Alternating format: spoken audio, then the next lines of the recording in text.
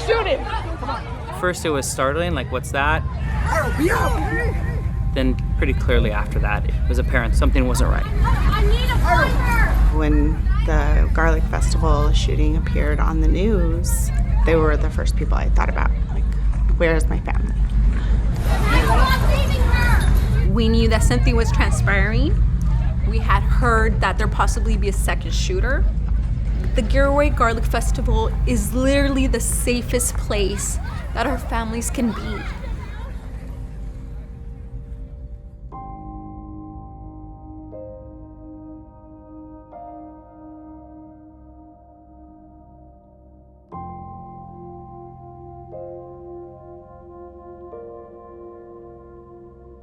We didn't know where the shots were coming from. Then festival goers started coming into the alley, upset and startled and crying, and they were looking for a place to go. We had these two big refrigerated trucks, and we just started lifting people up onto the deck and putting as many of them that wanted a place to hide into both refrigerated trucks.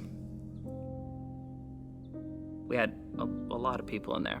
Had a couple of really trusted young people, some of my students that were in leadership roles in my choir that were in there, and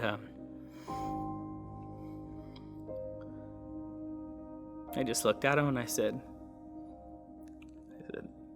"Can you help me just keep these people calm?" And they said, "Of course, Mr. Seuss, I'll never forget."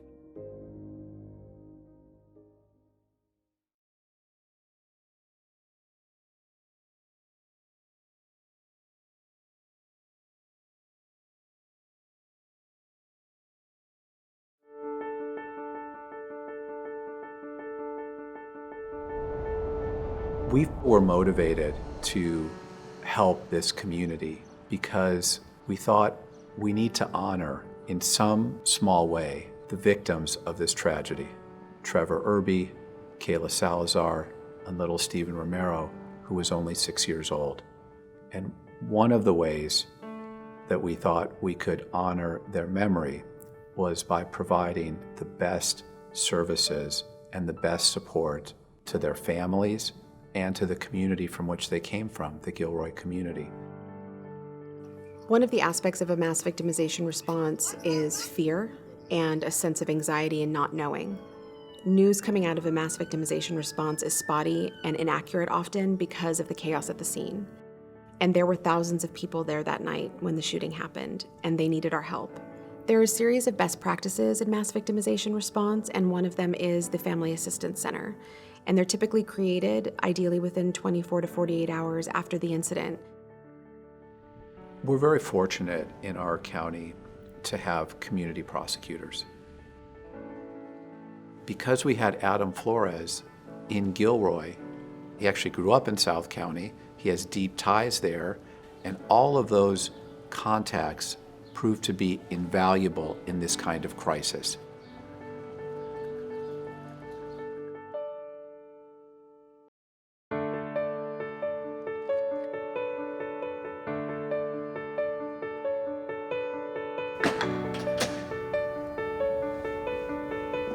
It was a really intense time for all of us who were setting it up and trying to provide the best services for this community.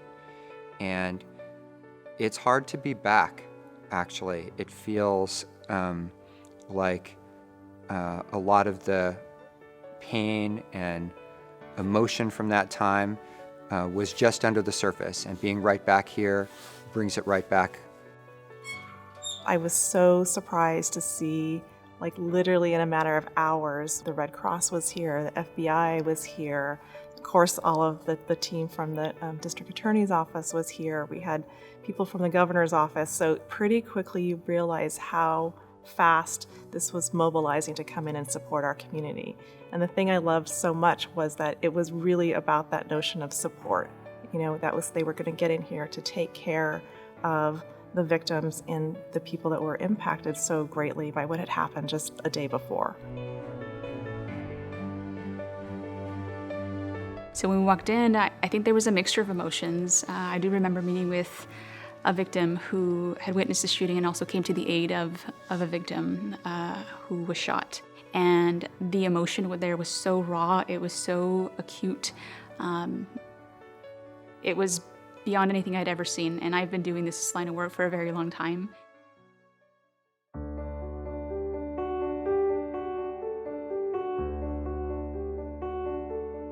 It was nonstop. So at first, I think, I just speaking for myself, going off of adrenaline. Okay, what's this problem here? Hey, Adam, you got that? Okay, I got this. I'm eating here. I agree. Like every day it was go, go, go, on to the next thing. Okay, what are we going to do this day? What are we going to do? Because each day had some kind of challenge, because you're literally starting this center from nothing. Then all the victims start rolling in, and you appreciate the magnitude because of all these people who need help. Because we had taken over the whole school, we didn't want to hand people a map and say, wander your way to various things. So we had them check in first at the library to get a quick needs assessment, and then as people needed to go to different parts of the school, we had people to walk them from place to place, so they always had someone with them to help navigate them through. It was the entire auditorium just with tables laid out and just brown bags of just everyone's personal effects, from strollers to sunglasses, water bottles. A lot of property was left behind because people, that wasn't their priority. Their priority was to run and get out and be safe.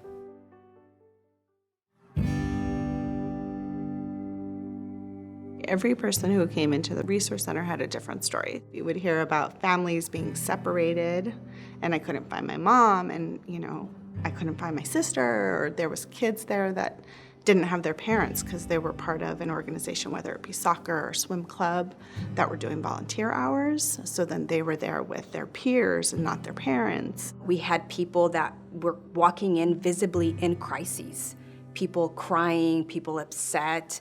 We, saw a lot of trauma in their eyes and their body language and how they conducted themselves. We had a FAC hotline, and people were calling that hotline constantly. I was on the phone with one victim, and easily I could hear 5 different incoming calls. People were desperate for information and assistance.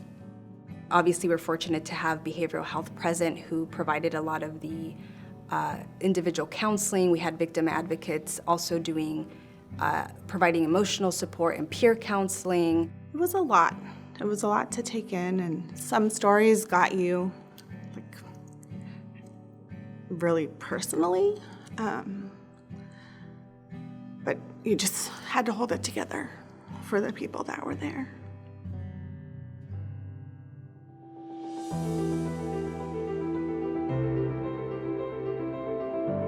At the end of the 2-week period, we saw over 700 people at the Family Assistance Center. It took a village. We could not have done it alone. I think everybody had the same agenda, which is to help our community. And that's really all that mattered. So I think everybody checked everything at the door and said, we are here, how can we help? And I think having that mentality really is what made the FAC successful. We had the community. We had people calling the hotline wanting to help, wanting to volunteer their time, wanting to donate water. And it was really a beautiful thing to see the community respond and step up to help those who were impacted by this shooting. I think that it speaks to how deeply everyone felt the urgency of the cooperation. Our usual practices, our usual ideas for the pace of how things are going to get done were not going to be good enough at all. And that urgency, that collective urgency that we felt, really fueled the launch. We still provided services ongoing through the district attorney's office with the victim services unit. And we would have these meetings with the community to get input, and you would see they would just voice how much they were still hurting, they're still healing. We had a lot of tears in this building, and people feeling tears of sadness, relief that there was someone that they could talk to, relief that there was someone who could help, and also tears of frustration that things that had seemed normal in their life a week before now all seemed turned upside down. All of those emotions were part of what we were trying to help people with, but also something that we were all feeling as well.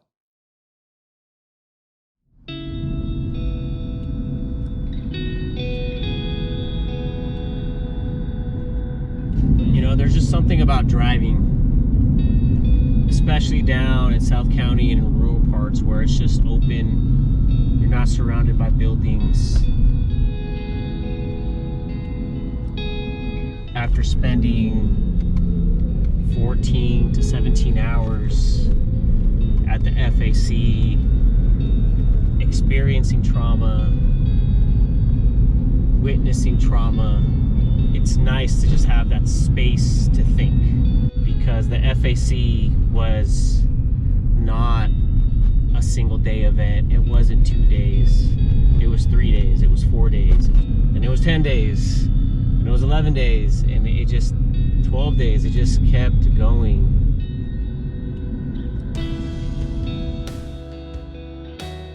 I think for a spouse or a family member of first responders, specifically in my case, police officers, it was a very frightening time. We are, taught to be prepared for times like this. We just hope they never happen. It's a remarkable thing in law enforcement that when something really, really bad is happening, everyone is running away from the bad thing that's happening. And these 3 Gilroy police officers ran towards it. They have families. They're not dressed in helmets and body armor and like they're a SWAT team. They were 3 officers that were doing security for the Garlic Festival. And yet, knowing what they had and what they were up against, they still ran towards the danger and neutralized it in 60 seconds. They saved dozens and dozens of lives. They saved hundreds of people from being shot.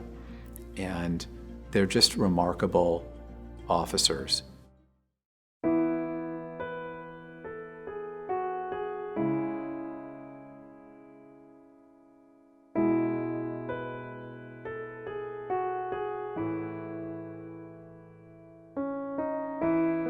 It was right around now. It was right around now. An act of evil tore the day apart. It only takes a minute to tear a day apart. The reason he did not murder or maim hundreds more is because of 3 incredibly brave Gilroy police officers. And for the rest of our lives, we will never forget those 3 officers and 1 minute of selfless bravery. Gilroy Corporal Robert Basuino, Detective Hugo Del Moral, Officer Eric Cryer.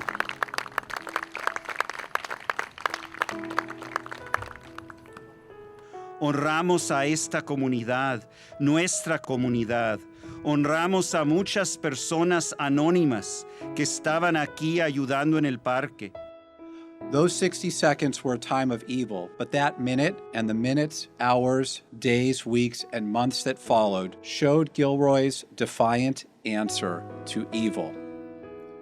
Our answer to evil was courage, service, empathy, and finally, resilience.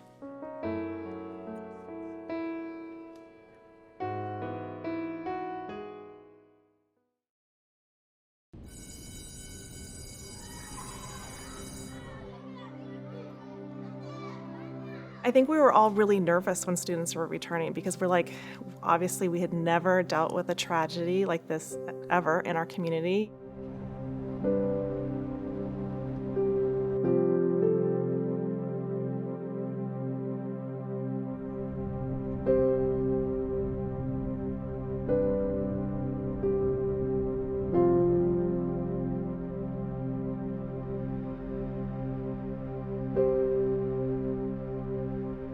community, obviously that trust, that whole security that we felt, the things we took for granted.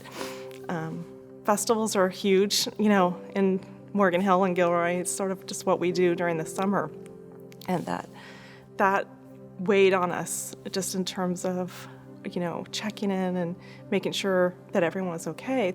All of those things that they experienced at the shooting don't go away magically in 2 weeks, in 1 month, in 6 months. We did a lot of talk about trauma-informed teaching. We connected really closely with our mental health agencies. They were going to be present on campus. One of the signs that the mental health agency, they put these really welcoming signs, and one of them was, "We are here for each other."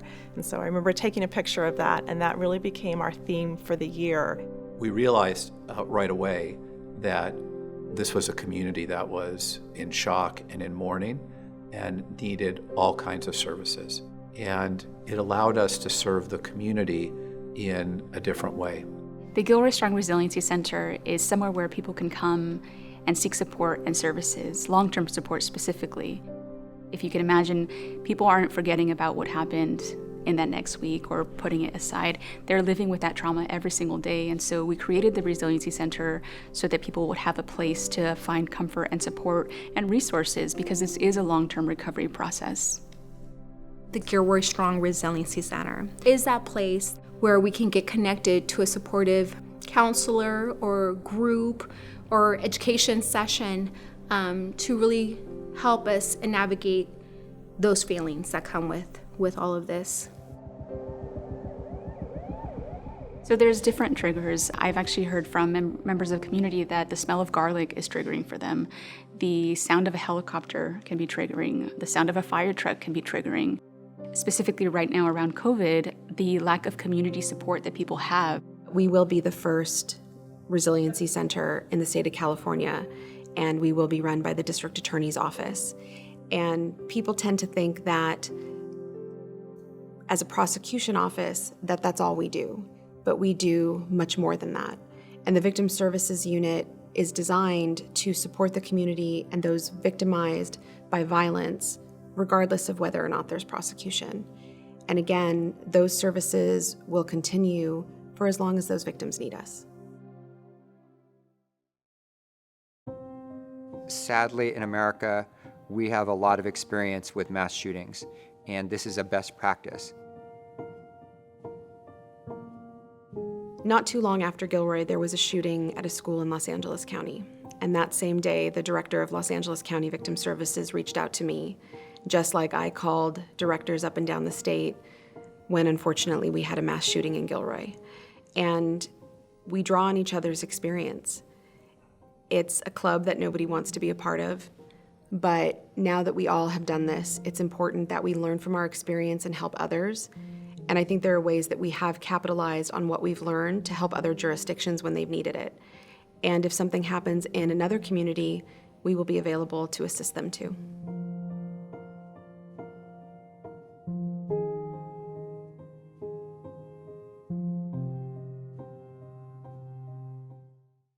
After October 1st, people started saying, Vegas strong. But the truth is, I don't always feel strong. Sometimes I feel scared. Anxious. Alone. During my time of recovery, these heartfelt messages gave me hope and comfort. We now want to pass on this love to the communities in Gilroy, El Paso, and Dayton.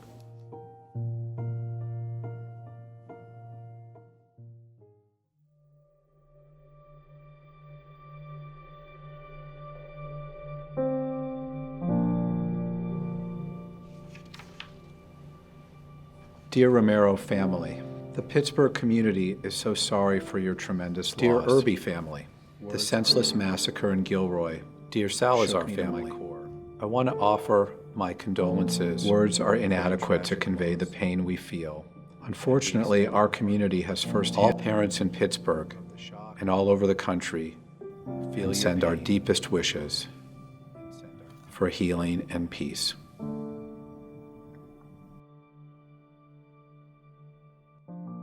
When I saw those letters from the people in Pittsburgh who had a mass shooting at a synagogue, at first I was a little confused, I heard, oh, we have letters from the Tree of Life Synagogue in Pittsburgh. I said, oh. And then I was told, therefore, the 3 families whose loved ones were killed in Gilroy.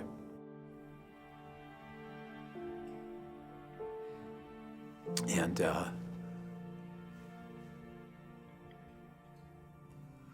thought that was very nice. I understood, before reading the letters, I then understood what the letters meant.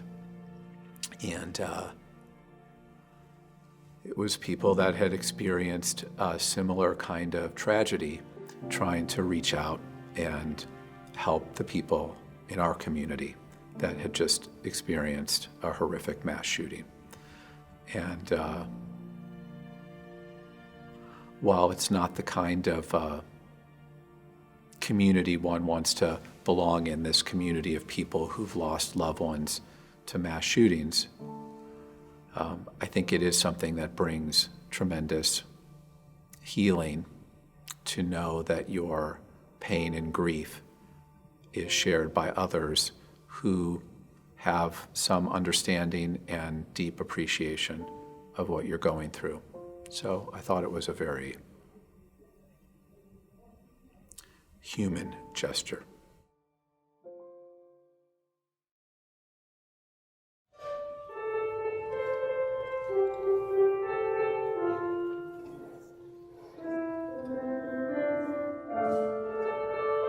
I think music is an essential part of our human experience. We commissioned a new composition, May Our Eyes Remain Open.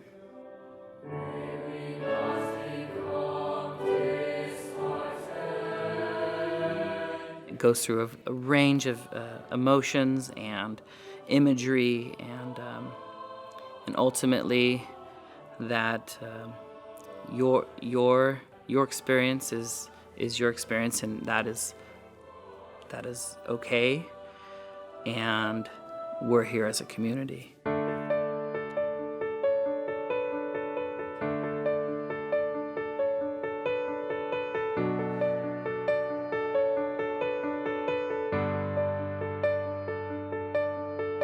All of the positive things that came out of the aftermath of the tragedy of the Gilroy Garlic Festival was the community has really pulled together.